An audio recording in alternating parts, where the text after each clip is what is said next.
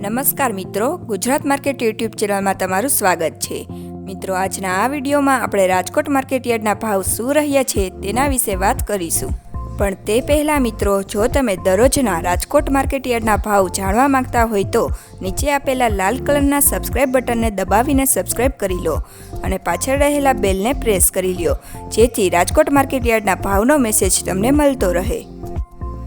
તો ચાલો મિત્રો, આજે રાજકોટ માર્કેટ યાર્ડમાં શું ભાવ રહ્યા છે તે જાણી લઈએ।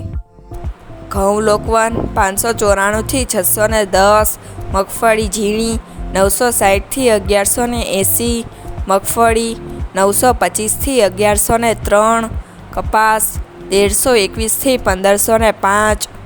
મરચાં સૂકા 800 થી 2300, તલ કાળા 3560 થી 5350, તલ સફેદ 1800 થી 2003, ઘઉં ટુકડા 602 થી 681,